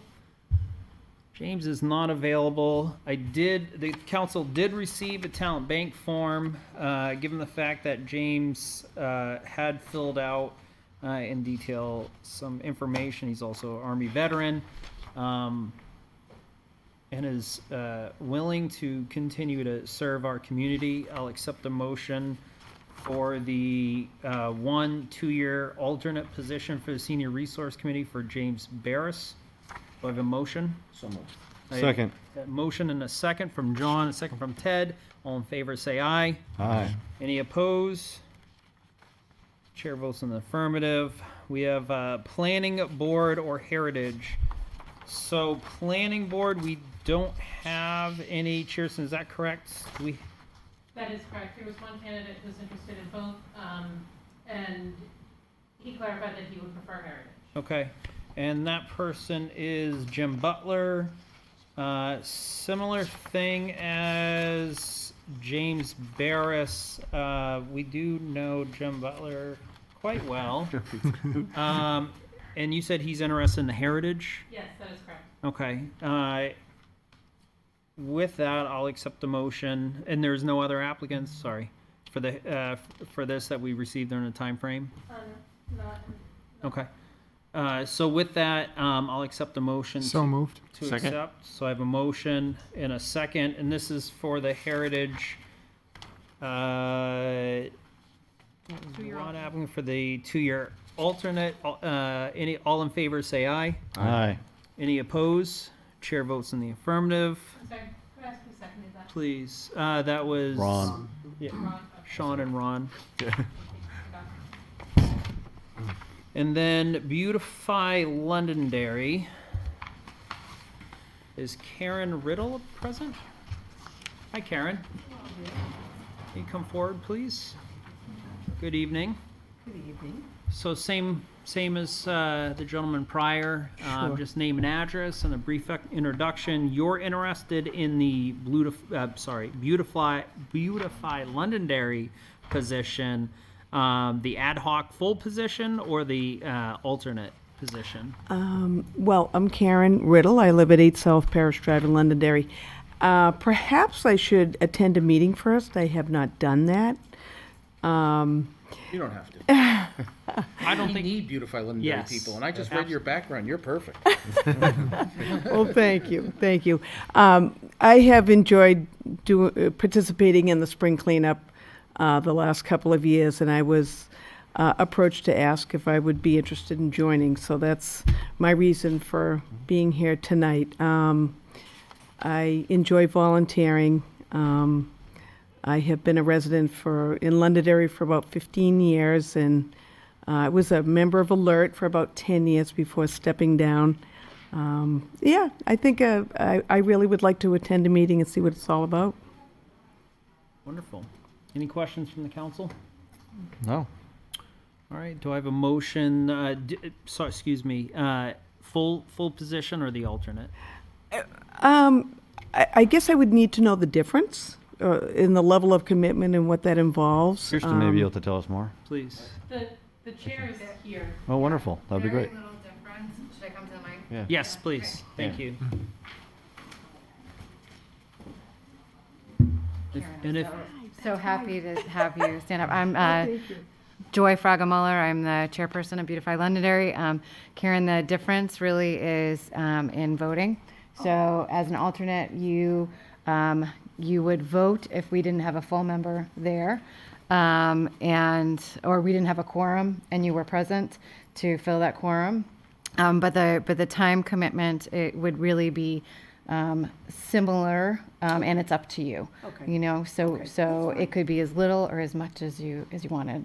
And we are so thankful to have you every spring. Okay, well, thank you for explaining. so which position?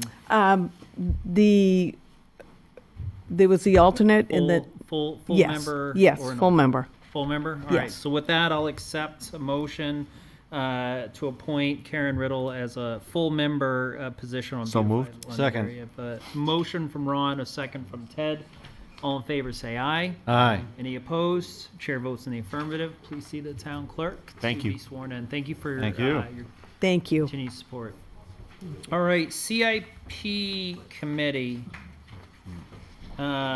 Mike or Kelly or any of the town staff, Kelly, can you provide an update on your memo? Absolutely, please? Mr. Thank Chair. you. The memo in your packets outlines a list of recommended members for the CIP committee. That's the capital improvements plan. We're getting ready to start updating that this month. And so it includes a representative from the town council, a representative from the school board, budget committee, and 2 planning board representatives. Mhm. So we're looking for the council to accept these nominations as presented. I'll motion to accept. I have a Second. motion from John, a second from Ron. All in favor, say aye. Aye. Abstain. Abstain. Chair votes in the affirmative. Please let the record reflects. My apologies on the fundle. The header clearly says you. Thank you very much. All right. Please be sworn in for this as well. All right, new business. Ordinance 2024-03, amendment to the storm water ordinance and stormwater regulation. First reading, Mr. Town Manager. Yes, Mr. Chair, as I said earlier, this is an amendment to an existing stormwater ordinance, which we do have, and it makes changes to the permitting process. It really makes it more enforceable, and it also implements regulations that control things like sediment and erosion control. So that is going to be presented at the next meeting. John Charter will be here, and there will be a public hearing. All right, thank you. Any questions from the council? All right, seeing none, I'll accept the motion to waive the first reading for ordinance 2024-03. So moved. I have a motion from Ted and a second from Ron. All in favor, say aye. Aye. Any opposed? Chair votes in the affirmative. Thank you, Mr. Town Manager. Thank you, Mr. Chair. Public hearing, so I'll accept the motion to open public hearing. So moved. Second. A motion from Sean, a second from Ted. All in favor, say aye. Aye. Aye.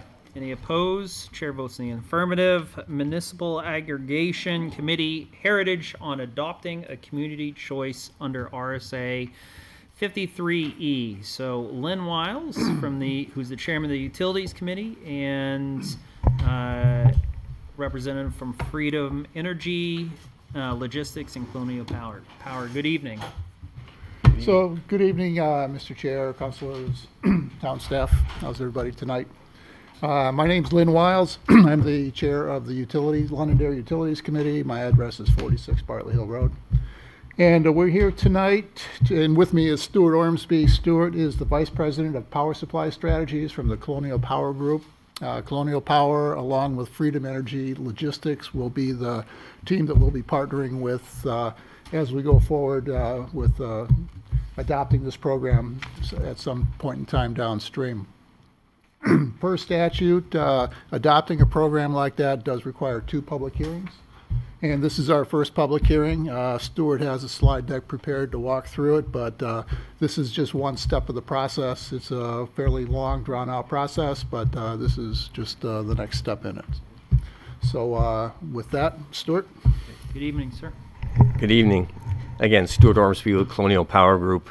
So as Lynn teed up, just a really quick background, the Utilities Committee worked with us to create a plan. It's required under the statute to draft up an aggregation plan. So the purpose of tonight's public hearing is to talk about the contents of that plan, sort of the objectives of the program, allow for public comment, questions from the council, of course, and then we have to, as Lynn said, we have to have a second public hearing per the statute prior to this plan finally being filed with the State Utility Commission for its review and approval. Just talking a little bit more about the process, the Utility Commission is pretty good about turning these plans around fairly quickly. They have been turning them around between 1 and 2 months. So once the plan is approved, provided that, of course, the council is interested in pursuing this, then that allows the community to go forward and procure electricity on behalf of its residents. And so let me talk a bit about what this is all about. So a community choice aggregation program, this is something that the town is at least considering, and we have a plan for it. And the concept of this is the town sort of aggregates together residents who are currently taking their power supply from their local utility company. So in the case of Londonderry, we're talking predominantly about Eversource, although there are about a couple hundred folks or so who are served by the New Hampshire Co-op in town. So those folks are currently, again, taking their power supply from the utility companies. They haven't taken advantage or pursued the option of going into the market and buying third-party power supply. And this provides sort of an alternative option for customers as opposed to just simply buying from the utility company. The town on their behalf is aggregating folks together and buying on their behalf. And importantly, this doesn't intend at all to interfere with people taking their own decisions on their own, to contract directly with a third-party supplier. It doesn't intend to interfere with their option to stay with the utility company. They can do that too, but this is just a free option, and we'll talk about some of the benefits of it going forward. Let's see, do I have control? Thank you. So just some bullets on the benefits of such a program.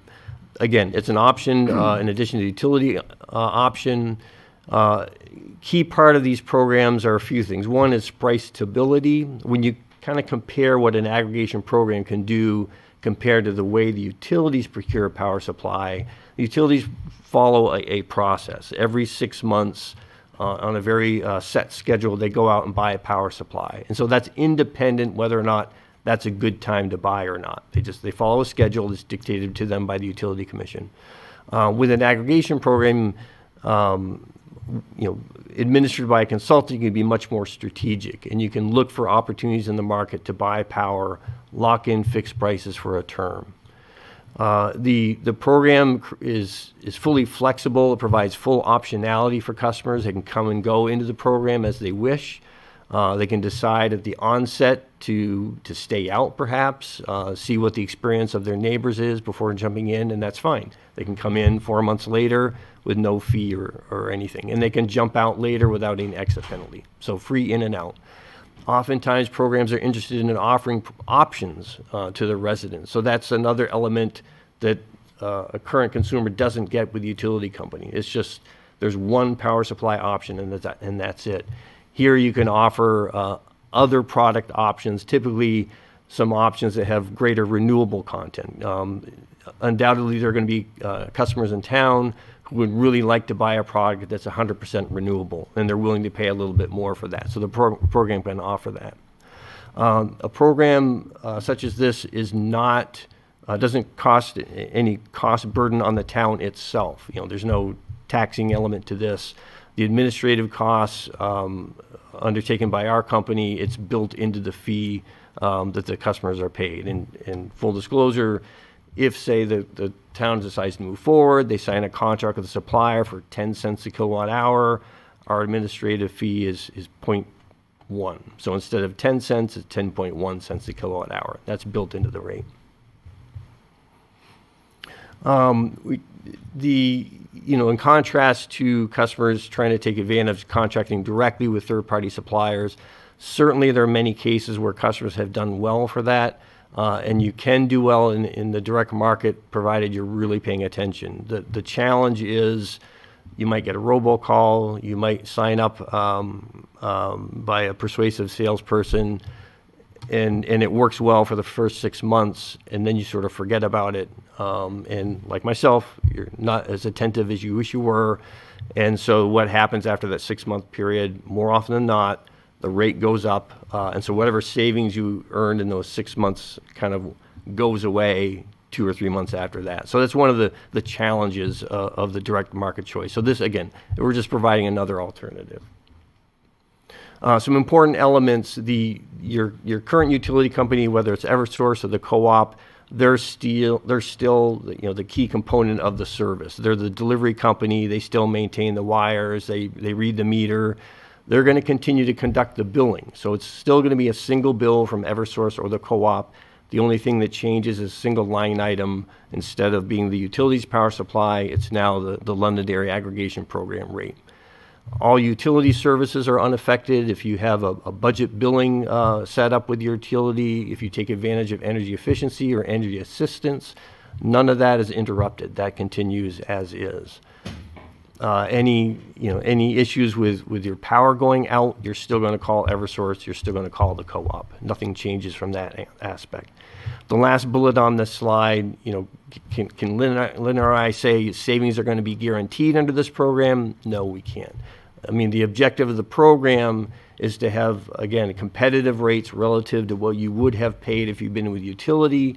That's always the primary goal, but there could be opportunities where, because the utility rate, as you've experienced yourselves, fluctuates every 6 months, there can be periods of time where maybe that utility rate, just sort of by luck, dips below the program rate. Oftentimes, programs are looking, again, for a little bit more price stability on behalf of their residents. So a lot of times, towns are entering into maybe 2 or 3 year contracts. A couple important points here, net metering customers. So here we're talking predominantly about customers who have rooftop solar. And this is a statewide issue. This is not unique to Londonderry by any means. But unfortunately, not unfortunately, but we're going to be very careful with customers who are net metering customers. Because let me step back. One thing I should have said right on the outset. The way that this program operates, it's called an opt-out program. And so what that means is all the residents I talked about who are currently taking power supply from the utility, they're considered to be in the program unless an individual customer decides they do not want to be part of this program.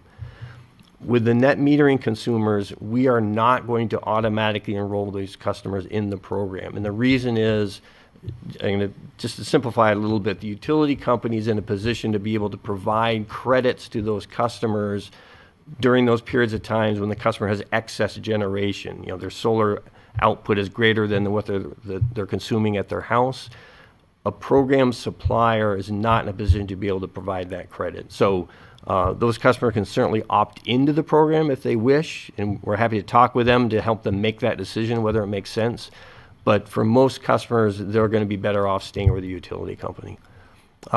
Staying informed, obviously there's going to be a big emphasis on behalf of the program to make sure we're doing what we can to get the word out, not just at program launch, but also on an ongoing basis. Our company's going to stand up a dedicated website for the program that's always going to have the latest information on that website. People can opt in and out of the program. And of course, our phone numbers will be splashed everywhere so they can call us and do it over the phone as well.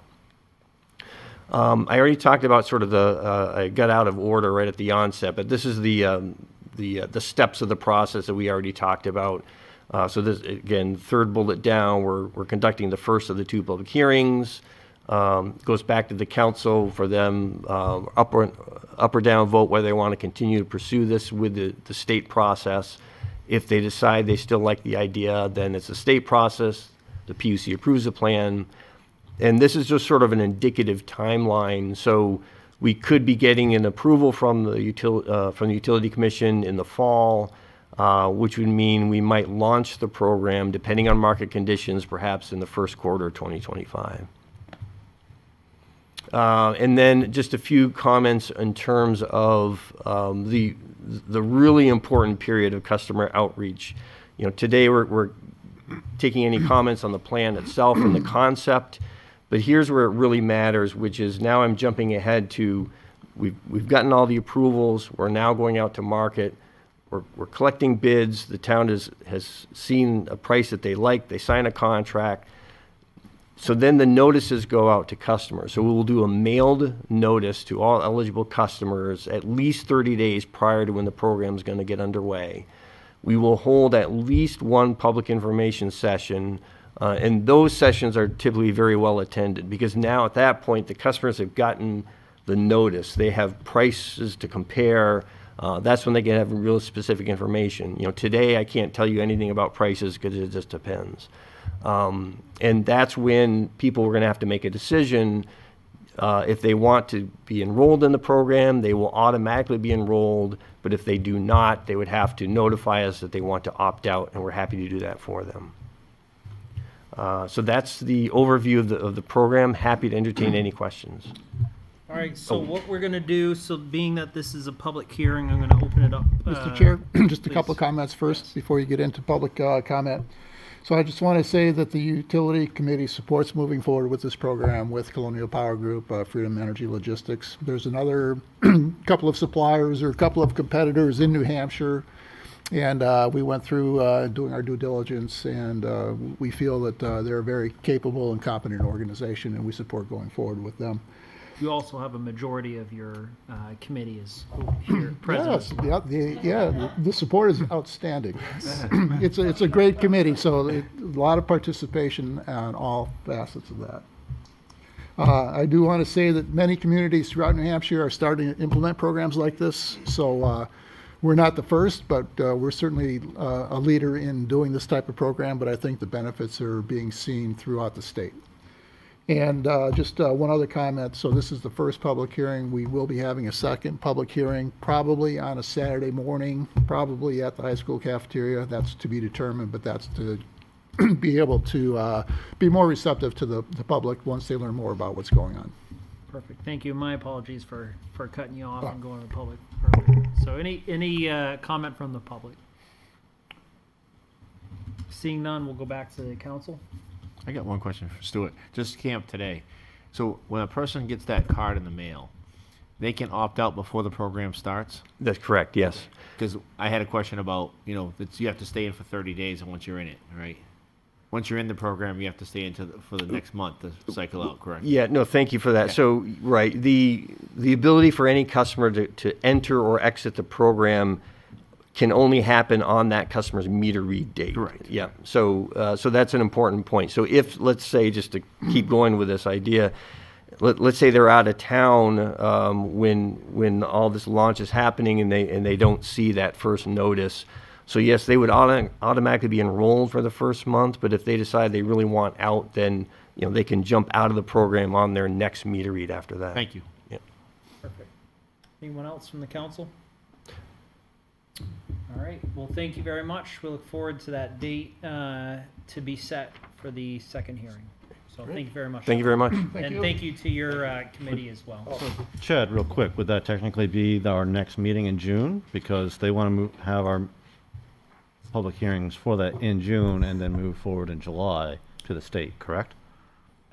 According to your yeah, I mean, plan. right, the dates on that slide is sort of indicative. I mean, that's the timetable that could happen, but it's. As an example. As an example. Okay, I just want to make sure what kind of time plan you guys are shooting for. Yeah, I think what would be advantageous is if, again, if the town decides to move forward, is that, and here I am working backwards, is that we get a commission approval sometime in the fall, so that, because oftentimes a really good time to buy is in the spring, like March or April. So it would be great to set the town up for that opportunity. Yeah, and Ted, one other thing about the second public hearing is we want to have a little bit of time between this hearing and the next one for people so they can learn more about what's going on, so they'll be more educated at that second public hearing, ask better Not questions. necessarily the next council meeting. Okay, I just want to make sure we that won't we're have it- adhering to whatever timeline that we're trying to hit to with the Yeah, state. we're not that's going to all. have it aligned with the next town council meeting. We're not going to align the next or the second public hearing for this with a town council meeting. It'll be a standalone meeting. Sounds like we have time. Great, But sounds just, good, thank but you. just to be clear, the decision on adoption does need to come back to the council. Right. It's the Yes. council that's going to be making that decision. And to your point, Councilor, Mr. Vice Chair, it does need to happen at a town council meeting, that decision. Yeah, that is true. Thank you for that clarification. And I think a thing we've got to consider is Eversource updates their rates in February and August. So if we have the rate when this starts begin at a certain time, and someone wants to make a decision to change, and I haven't worked all those details out in my head, I've just thought about it. They've got to be able to compare that. Yes, yeah, so kind of say that back to you, I think it's going to be important that we know what the Eversource rate is and the co-op's rate is, Yeah. so that people can make that comparison. And also, it's written in the plan itself that the program won't launch unless the program rate is below the utilities rate. Because, for example, if we did it in July, and all of a sudden Eversource comes out, cuts the rate the next month, there's going to be a bunch of angry people. Absolutely, absolutely. No, that's the plan, yep. Yeah, we should know, the PUC usually gives us a heads up at least a couple of months in advance. Oh, okay. So that we know what the rate is. And it's like today, if you decide to use a different, supplier today, you opt out after 30 days if you want to. Yep. Yeah. And I've done that before. Yeah. Anything else from the council? Anything from the public? All right, thank you both for your time. Thank you. Have a good evening. All right, folks, we are still in a public hearing. Order 2024-07, a renewal of junkyard license per RSA 236, Murray's Auto. So we have the Assistant Building Inspector, Brad Anderson, here. Good evening, sir. How are you?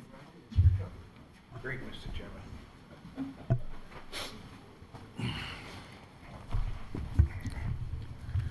All right, so you are here before us to brief Murray's Auto. I am. This ordinance, correct? I am. All right, so you have a presentation? With a inspection recently on May 28th of 2024, the subject junkyard was conducted in compliance with the license conditions in preparation for renewal. No adverse conditions were observed during the inspection that would prohibit renewal for the license. He continues to work with DES to maintain compliance with the recommended best management practices, and during my visit it appeared that Mr. Dudek is following proper best management practices, primarily speaking of proper storage of batteries, oil, gasoline, antifreeze. My recommendation, based on the recent inspection and other visits to the property during the year, it appears that the applicant is operating within the requirements of their license, and renewal of the license is recommended. Thank you. So, folks, this is a public hearing. Any comments from the public?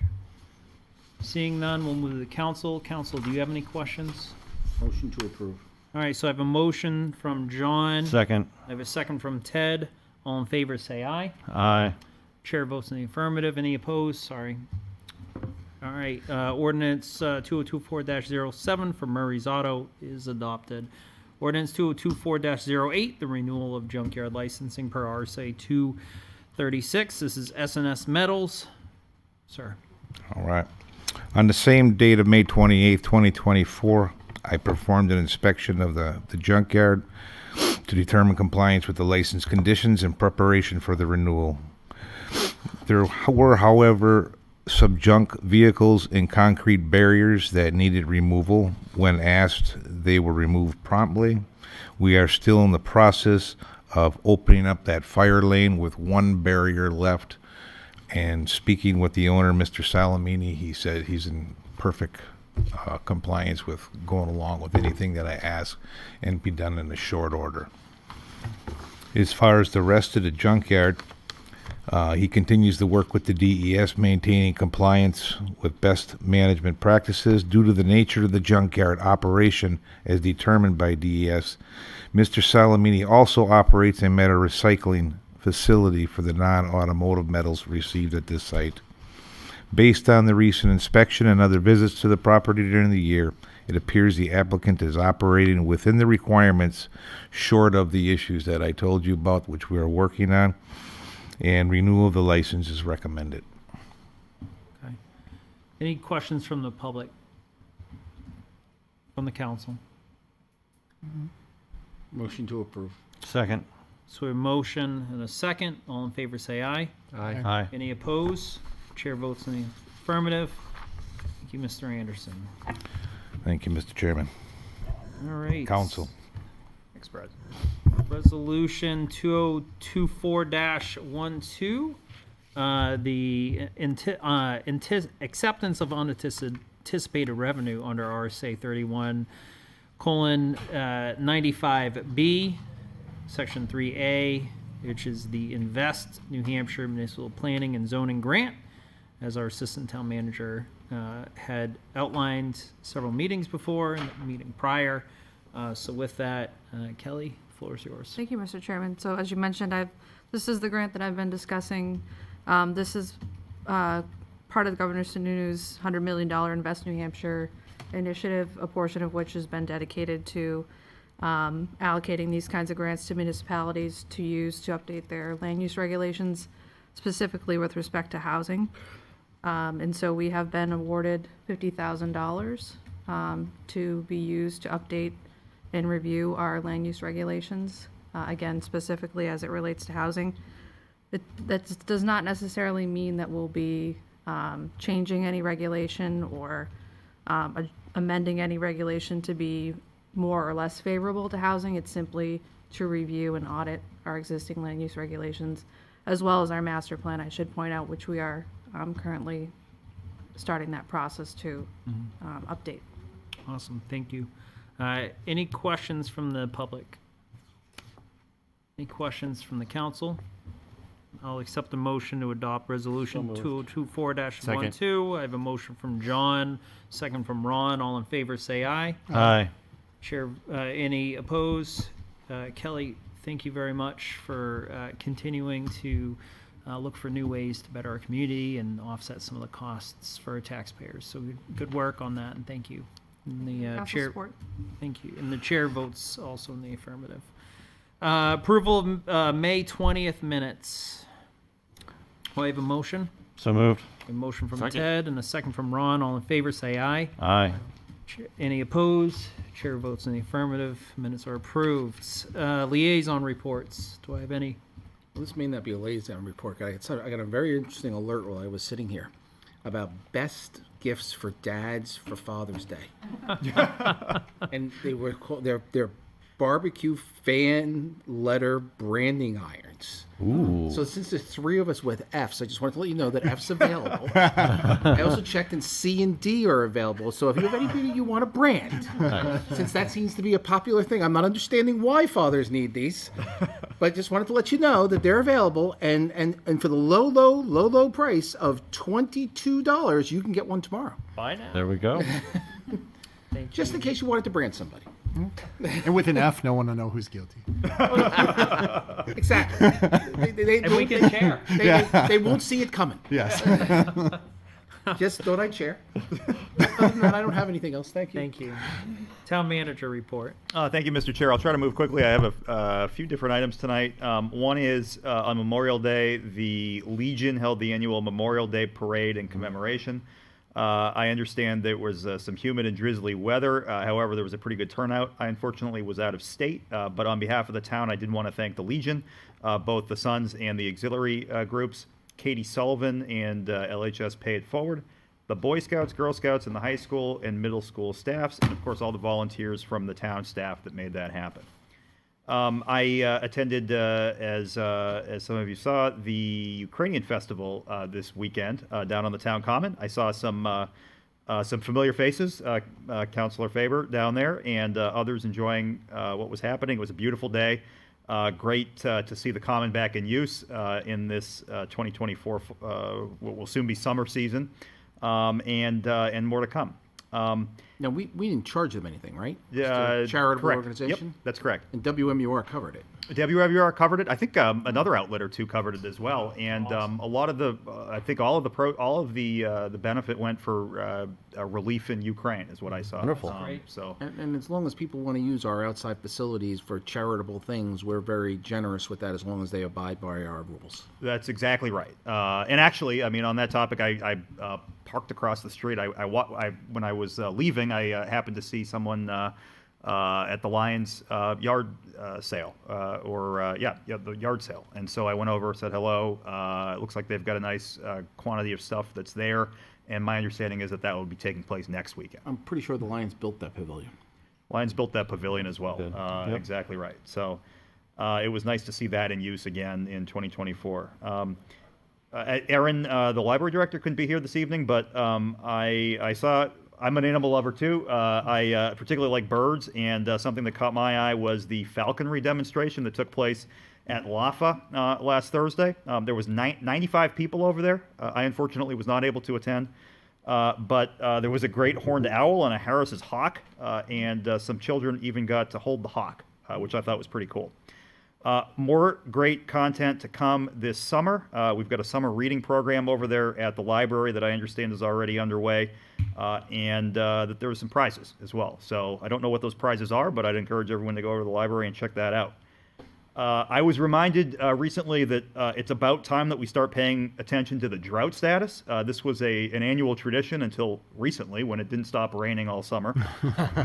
We do have a drought ordinance that the council can enact if needed. Currently, there's no drought in Rockingham County. We're in pretty good shape entering June, but always a good idea to conserve and just keep an eye on it as the days get warmer. This weekend, we're supposed to get, next 5 or 7 days, supposed to get rain. I'll report back on it I hope not. for my next drought update. I'm glad I'm leaving town tomorrow. Enjoy. Please continue. The Old Home Day planning is in full swing. As everybody knows, this is a collaboration of a lot of different community stakeholders and partners. 125 years this edition, and we are just thrilled to announce that the Blast from the Past is the theme that we're going with this year, honoring those 125 years of celebrations that have occurred here in Londonderry. We've got some exciting new events, but one I'd like to highlight in particular is we've added a dedication down at the Valley Cemetery. It's going to be led by the Sons of the American Revolution, and that will honor and mark the graves of Revolutionary War veterans who are interred there. So that's a great addition, and it'll occur at 4:30 on Saturday. After Booths on the Common and just before the Boot Scoot and Boogie. That's a special event that I hope everyone will attend. I wanted to report back on the playground project. Again, thank you, Mr. Vice Chair, for your leadership on that and for highlighting that need that existed in the community. We've had a great outpouring of support for that, and working on ordering a significant quantity of wood chip, and getting a volunteer day together to get it spread out. It looks like that is hopefully going to come together.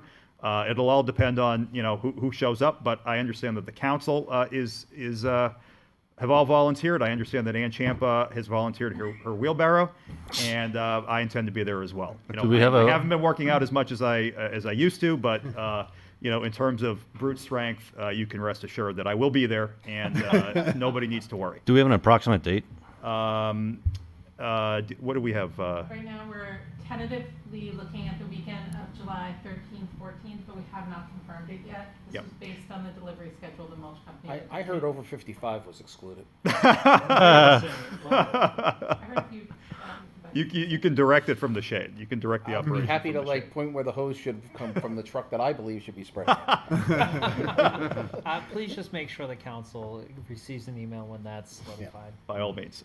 This is in Kelly's department.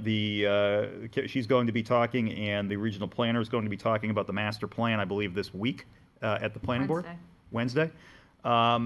This is, a lot of work has gone into this just to get it to the point of, we're not just talking about it, we're actually moving forward with a plan. And so we're excited to roll that out under Kelly's leadership and in cooperation with the regional planner.